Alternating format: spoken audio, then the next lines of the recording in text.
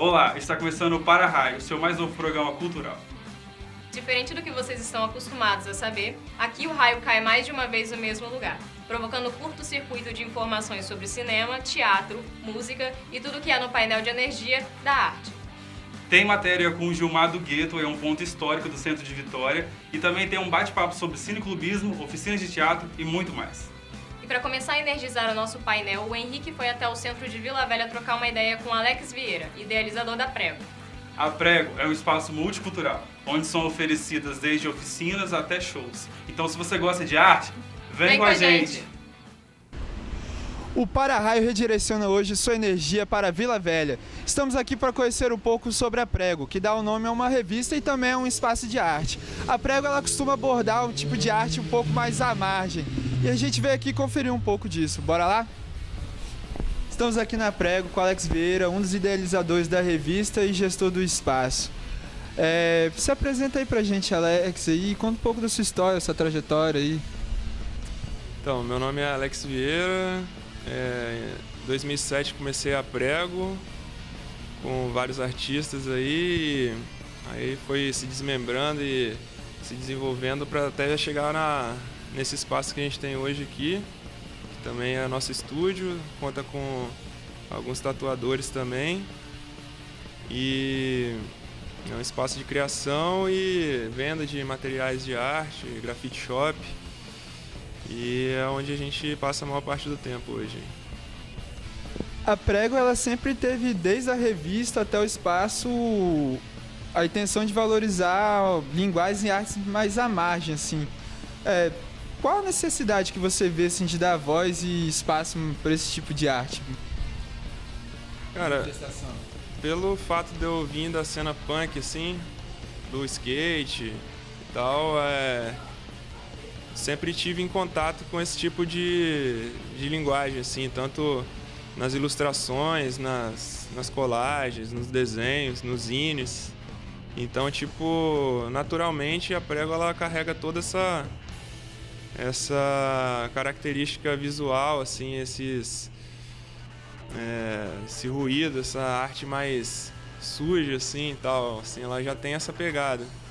Mas hoje também a gente também juntou o grafite, a tatuagem, que também são culturas de rua, né? E então cada vez mais foi somando as linguagens artísticas aqui presentes no espaço, né?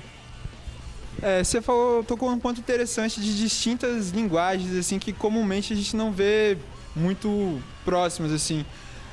Você acaba entendendo a Prego assim como um espaço polarizador, assim, catalisador dessas linguagens? Ou seria muita viagem pensar assim? Cara, por exemplo, quando eu abri a loja no posto, as próprias pessoas já associavam a loja à tatuagem, assim, sem eu nem ter nada de tatuagem lá. Então, até, por exemplo, o tipo de desenho, assim, uma parada mais punk, mais agressiva, assim, visualmente, às vezes dá um choque, assim, já traz essas pessoas para esse outro universo também, por exemplo, da tatuagem, do grafite, da ilustração. Eu acho que, na real, pra mim, eu vejo tudo como o mesmo universo, assim, na real. Tipo, essas culturas, assim, a contracultura, estão sempre se relacionando de alguma forma, desde o punk, o hip hop, o grafite, a tatu. Então, assim, tudo isso vai se linkando de alguma maneira, assim. Aqui também a Prego costuma também promover eventos e das distintas linguagens, assim. E também costuma realizar algumas oficinas, tem um caráter assim, também de formação, assim. Você acha que a Prego chegou a formar algum artista ou, tipo, voltando um pouco até na última pergunta, se potencializa de fato, incentiva as pessoas a criarem mais, assim, nesse sentido, essas linguagens mais à margem?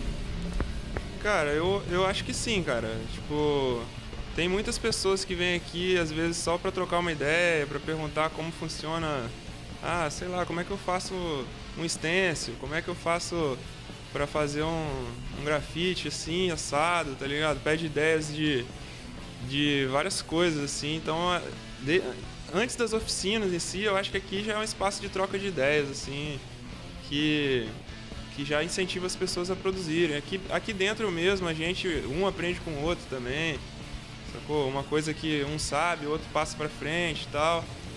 Então, assim,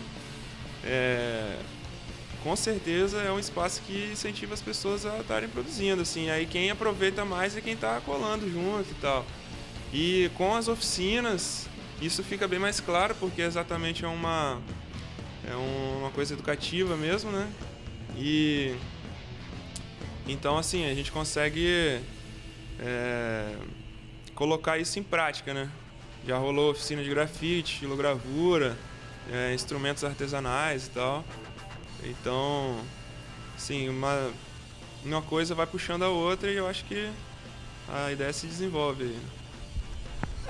Acho que é isso. Acabamos de ver aqui que a Prego é um espaço que potencializa e multiplica várias atividades.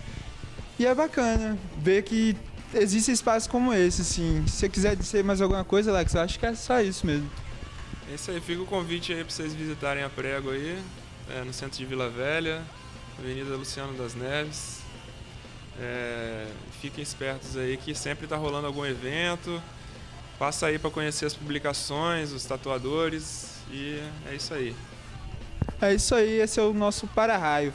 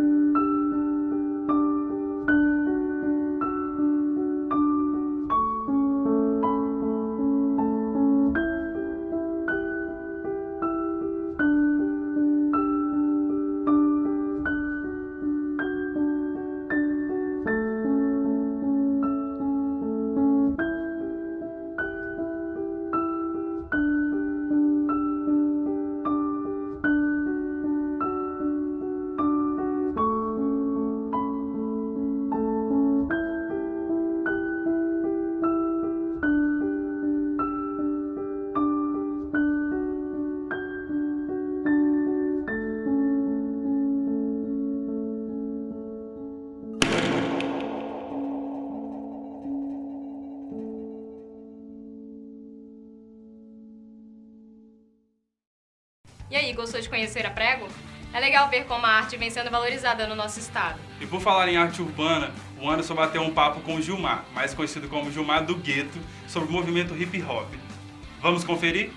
Bom, e agora o para-raio vai captar um pouco de energia para falar um pouco mais sobre música e literatura. Para isso, eu atravessei a ponte e vim até a Ilha de Vitória para bater um papo com o Gilmar, também conhecido como Gilmar do Gueto.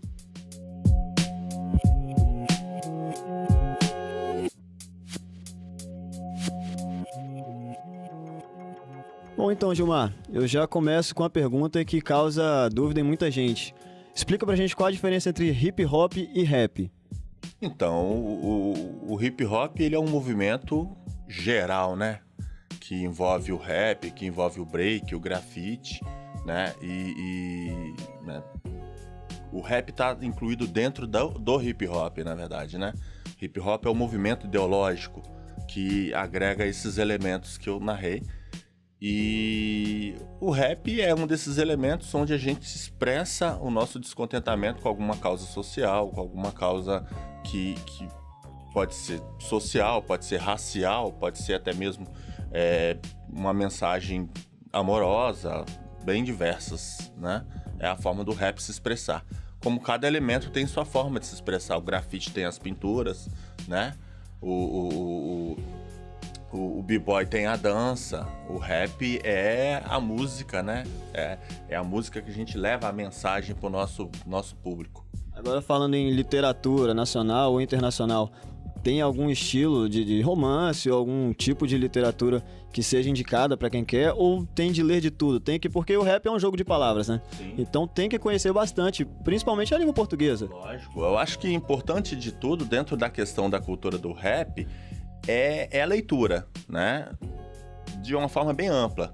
Eu acho que você não tem que ficar preso em determinadas situações. Eu acredito que até mesmo para quando você vem para dentro da cultura hip hop, você sente aquela necessidade de acessos a algumas informações, e eu acho que você tem que buscar uma leitura que está mais direcionada à questão do seu trabalho, né? Durante muito tempo eu não lia nada que não fosse a questão da leitura técnica, porque posteriormente tem 10 anos que eu virei advogado, influenciado pela questão do hip hop. Então, eu só lia questões técnicas, só material técnico, né?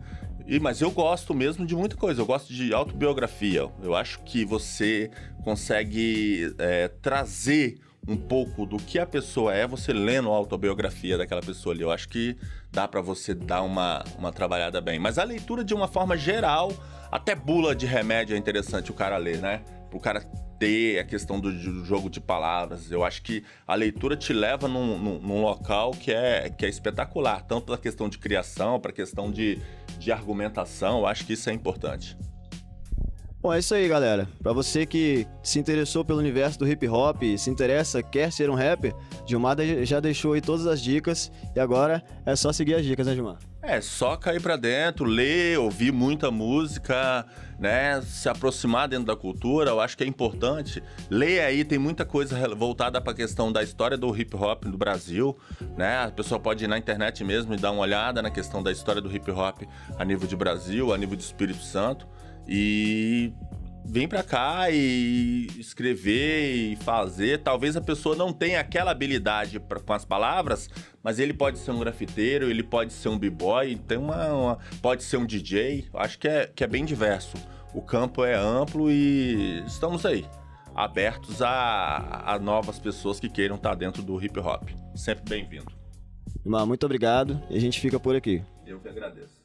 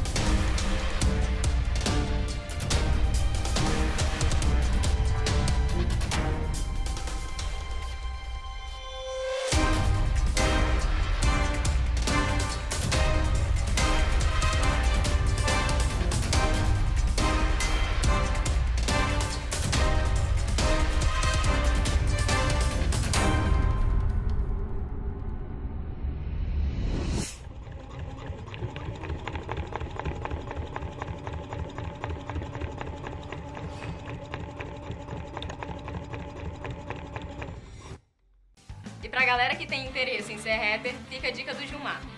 Tem que ler bastante, porque conhecimento nunca é demais. E como saber não é só leitura, a Valéria foi até o centro de Vila Velha conhecer uma oficina de teatro.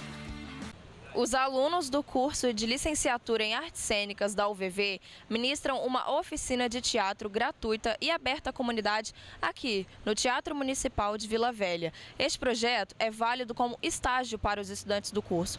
Vamos lá entender como esta oficina funciona? Eu vou conversar aqui agora com a Isabela, ela é monitora da oficina de teatro. Isabela, como que é para você ter essa oportunidade de poder ensinar teatro às pessoas? Bem, tem sido uma oportunidade muito positiva, porque a gente também está aprendendo, né, como alunas do curso de artes cênicas, a gente também aprende muito sobre teatro ensinando, né, aí tem sido muito positivo, a gente tem aprendido muito, muito. Bom, agora eu estou aqui com uma das alunas da oficina. Qual é o nome da senhora? Hilda. Dona Hilda, como que está sendo o seu desenvolvimento no teatro? A senhora está gostando? O que está achando dessa experiência? Tô achando ótimo, né, porque eu sou uma pessoa muito alegre, gosto de estar sempre bem pra cima, e aqui eu tô me sentindo assim jovem no meio dessa turminha aí alegre, essa turminha feliz. Pra mim tá sendo uma nova experiência, né? Depois de tanto tempo assim sem fazer alguma coisa boa, agora eu encontrei aqui o teatro e tô adorando. E ao meu lado está Anderson Lima, que é ator, diretor e produtor de teatro. É ele quem supervisiona os estagiários da oficina. Olá, Anderson, como vai? Tudo bem. E aí? Anderson, me diz, quais benefícios são adquiridos por uma pessoa ao fazer aula de teatro? E qual a importância do teatro para a educação, para a sociedade? É uma pergunta que tem uma resposta muito grande. Quando a gente fala de benefícios do teatro, a gente está falando de benefícios de arte, de cultura, a gente está falando de desenvolvimento físico, mental, psicológico.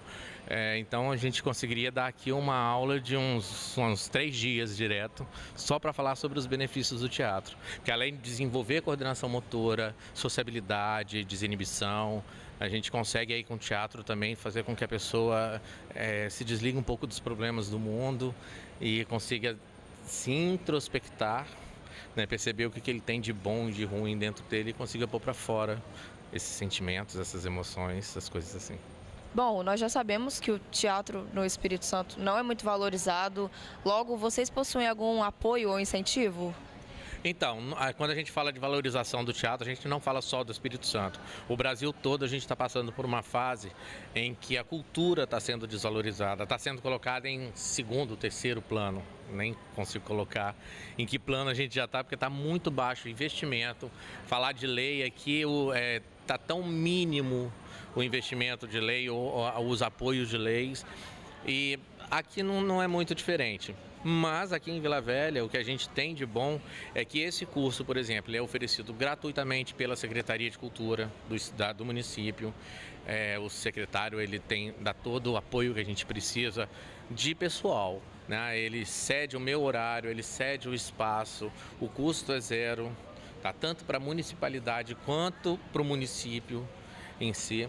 Então, a gente pode não ter assim, milhões, a gente pode não ter todo o apoio que a gente quer, mas a gente tem um pouquinho do que a gente precisa, tá? Para começar, pelo menos. E quais são os métodos e as técnicas que são ministradas nas aulas? Então, aqui nós estamos trabalhando com 2 técnicas bem específicas. Uma que é o que as meninas, os estagiários que estão lá em cima agora, elas aprendem na faculdade, que são aprendizado de teatro a partir dos jogos teatrais, que são as aulas dela. E eu trabalho uma técnica bem peculiar minha, que eu fiz alguns estudos durante uns anos, recolhi bastante de material de outros pensadores, de outros pesquisadores e aplico, que é a partir de referências históricas. Eu trabalho junto com eles a partir de referências antigas e referências deles mesmos. Então, são essa técnica, é lógico, gente, técnica de Stanislavski, Brecht, Grotowski, que a gente tenta desenvolver um pouquinho de cada coisa. Mas aqui a gente está pegando peculiaridades de cada professor para poder desenvolver uns métodos novos. Eu digo que aqui eu não ensino uma técnica de teatro. Eu ensino o artista, o ator, o aluno ator, a descobrir a sua própria técnica. Anderson, muito obrigada pela sua colaboração. Nada, fica à vontade. Gente, obrigada a todos vocês também.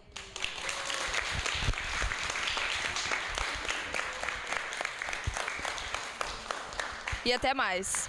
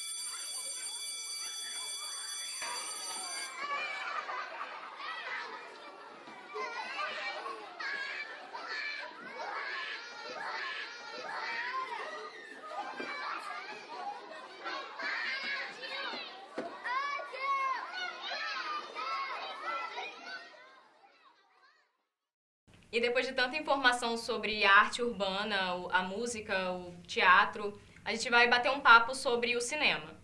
Exatamente, Janine. É por isso que a gente trouxe aqui no nosso programa o Rodrigo Cerqueira, que é jornalista e documentarista, e vai esclarecer algumas dúvidas pra gente em relação ao cinema. Boa tarde, Rodrigo. Boa tarde. Primeiramente, Rodrigo, eu gostaria de saber como você vê atualmente o cinema capixaba, né, o audiovisual, aqui no nosso estado. A produção capixaba tem crescido muito nos últimos anos, pode estar aí os últimos 10 anos, assim como toda a produção audiovisual nacional. O cinema brasileiro viveu a década passada uma década de muita produção, em função de uma série de fatores como, por exemplo, o sistema de cotas, né, na televisão, o surgimento do fundo setorial, enfim, essa produção aumentou bastante. Especificamente no Espírito Santo, a gente ainda tem o fator da formação de uma mão de obra muito especializada a partir do curso aqui do Vasco Coutinho e a partir também do curso de audiovisual da UFES. Então, acho que esse bom momento do cinema brasileiro acabou encontrando no Espírito Santo também um momento de formação de mão de obra e isso foi muito propício para o desenvolvimento de uma produção de mais qualidade nos últimos anos. Nos últimos anos, além do cinema, né, o Festival de Cinema de Vitória vem crescendo os números de festivais de cinema no estado. Temos o FECIM, o Festival de Cinema do Interior. Na sua opinião, né, no seu ponto de vista, qual a importância desse tipo de crescimento de festivais no estado? Os festivais eles são muito importantes, primeiro como termômetro do que tem sido produzido. O festival, quanto mais variado, né, nas suas temáticas, ou quanto mais festivais a gente consegue ter, mais a gente tem uma noção do que tem sido produzido e isso incentiva novas produções. Acho que o festival também tem uma importância muito grande na formação de público, porque muita gente tem acesso a essas produções apenas em momentos como os festivais. Então, nesse sentido, também eu vejo o festival com muito bons olhos. Acho que vale a pena, se a gente quer consolidar um mercado, não só de consumo, mas também de produção audiovisual no Espírito Santo, que a gente incentive, né, o fortalecimento desses festivais. E, Rodrigo, como fica a questão do acesso, né, às produções capixabas? A gente tem esse acesso só nos festivais mesmo aqui do estado? O acesso, a distribuição ainda é um grande problema do audiovisual e para o audiovisual capixaba mais ainda.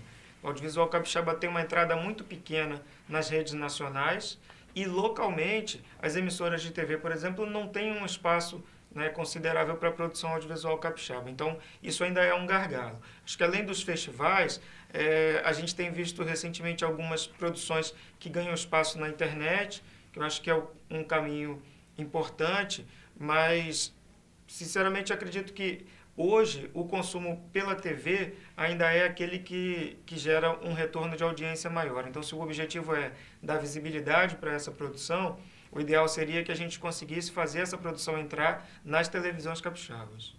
Agora, analisando um pouco sobre as suas produções, né, é interessante a abordagem, as suas temáticas, que você fala sobre o feminicídio, sobre a ditadura. Qual a importância de trazer à tona esse tipo de informação, né, nos documentários?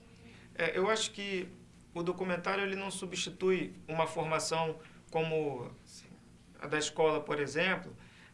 O objetivo não é que a gente faça um filme que fique no lugar, né, de um conhecimento que a pessoa adquiriria, por exemplo, em sala de aula. Na verdade, uma ferramenta auxiliar em que você consegue chamar a atenção das pessoas, despertar a curiosidade para um determinado assunto e muitas vezes você consegue expor um ponto de vista que ficaria de fora do debate comum sobre aquele assunto. Então, quando a gente procura fazer um documentário, acho que esse é um compromisso lá da Andaluz, a nossa produtora, tentar entregar nesse documentário um olhar diferente e que propicie discussão sobre aquele assunto. Eu não quero convencer a pessoa do meu ponto de vista, mas eu quero que ela fique em dúvida. Eu quero que ela se questione aquilo que ela acredita e possa colocar, então, esse ponto de vista em teste, né? Experimentar, procurar um pouco mais, quer dizer, estabelecer o debate é mais importante do que tentar convencer as pessoas. E, Rodrigo, em relação à educação, como que o cinema capixaba ele poderia auxiliar nos processos educacionais? Eu acho que a produção capixaba, especificamente, a produção regional, ela tem justamente esse papel de tentar entregar no audiovisual alguma coisa que de fora do Espírito Santo não seria produzido. Então, se você faz um filme sobre um aspecto da cultura capixaba ou da história capixaba, alguma coisa que aconteceu no Espírito Santo, como exemplo, por exemplo, da série Relatos Ausentes que a gente produziu, quer dizer, era olhar a ditadura militar, a censura à imprensa no Espírito Santo e não pensar nos grandes centros ou no Brasil. Então, acho que essa contribuição é muito importante, do audiovisual capixaba poder olhar para aquilo que é do Espírito Santo, não para produzir só para o Espírito Santo, não é dizer, vamos fazer um filme que só vai ser visto aqui, ou só vai interessar aos capixabas, mas é que haja um ponto de vista capixaba, que o interesse do olhar capixaba esteja presente nessa produção, mesmo que ela rode o mundo, mas ela rode o mundo a partir de um ponto de vista aqui do Espírito Santo. É uma questão de valorização do Estado também, né? Pois é, né, Janine? Então, é muito bom, né, trazer pessoas, assim, do meio cinematográfico para poder esclarecer essas dúvidas, né, pra gente, inclusive pra mim, que esclareceu bastante dúvidas, acho que pra você também, né? Acredito que sim, porque principalmente no meio do documentário, né, a gente não sabe muito, não tem muita informação a respeito. É muito importante a gente trazer as pessoas para poder estar falando um pouco sobre, principalmente do capixaba. Isso em relação ao cinema também, né? Pois é, Rodrigo, muito obrigado pela sua participação aqui. Obrigada. Né? Infelizmente, né, o Para-Raio, né, Janine, está chegando ao fim. Por aqui. E até a próxima, hein? Tchau, tchau. Tchau, tchau.